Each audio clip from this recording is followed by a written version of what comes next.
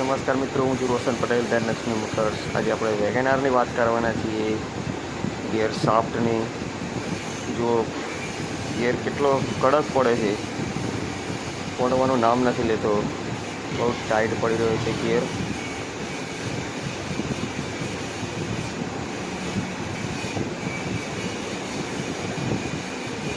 Gear ના પડવાનું કારણ છે આવું બતાવું તમને. વેગેનારનો આજે નીચે શાફ્ટ દેખાઈ રહી છે. એ શાફ્ટ નીચે અડી ગઈ હતી બમ્પ ઉપર, એના લીધે શાફ્ટ બેન્ડ થઈ ગઈ છે, જે આપણે આજે એને બદલવાના છીએ. તો પહેલાં એનું ગિયર ઓઇલ કાઢી લઈએ. ગિયર ઓઇલ રિમૂવ કર્યા પછી આગળની પ્રોસેસ કરીએ તો ગિયરનો જે દંડો આવે ગિયર પાડવાનો, એને આપણે ખોલી નાખીશું. ગિયરનો દંડો આ રીતે ખોલી અને બહાર કાઢી લઈશું. ત્યારબાદ આપણે જે સાઈડમાં પ્લેટ લાગેલી છે, પ્લેટને 3 બોલ્ટ છે એ પણ ખોલી નાખીશું.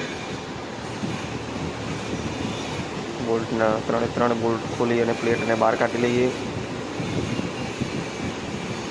પ્લેટ ખુલી જાય પછી એની અંદર જે 12 નંબરના બોલ્ટ દેખાય છે એ પણ ખોલીશું આપણે. તે પહેલાં આપણે એ બોલ્ટ ખોલ્યા પહેલાં આપણે બીજી પ્રોસેસ છે, જે એ શાફ્ટ દેખાય છે એને કાઢવાની પ્રોસેસ પણ છે. ગિયર શાફ્ટ એટલે ગિયર ચેન્જર કહેવાય, એ પણ ખોલવું પડશે આપણે ઉપરથી. તો એ ખોલવા માટે આપણે ઉપરની બાજુ જઈ અને બેટરી કાઢવાની રહેશે. આપણે પહેલાં એને બેટરી કાઢી લઈએ, જેથી આપણે જગ્યા અનુકૂળ થઈ જાય. આપણે એની બેટરી ખોલી લઈએ. બેટરી ખોલ્યા પછી જે 12 નંબરનો બોલ્ટ છે અને એ જે 12 નંબરનો બોલ્ટ દેખાય છે એ ખોલવાનો રહેશે. આપણે બોલ્ટને પણ ખોલી લઈએ અને ત્યારબાદ એ બોલ્ટ ખોલ્યા પછી ઉપર જે ચેન્જર છે એને ખોલવું પડશે. આપણે એને પણ બહાર કાઢી લઈએ. થોડું કડક પડશે પણ તાકાતથી સેટ ઠોકી અને કાઢી લેવાનું રહેશે.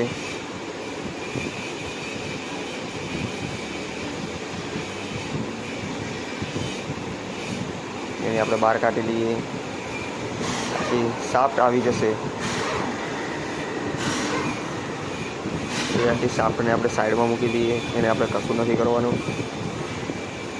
ત્યારબાદ આપણે એ શાફ્ટને સાઈડમાં મૂક્યા પછી આપણે નીચે જઈશું અને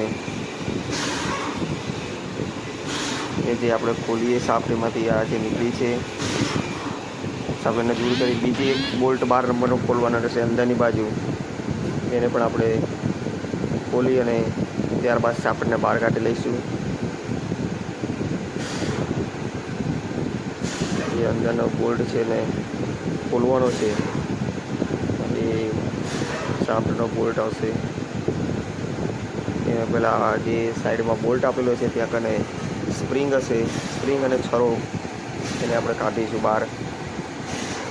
સ્પ્રિંગ ફસાઈ ગઈ છે, નીકળવામાં થોડી તકલીફ પડે છે, તો એને આપણે બહાર કાઢી લઈશું.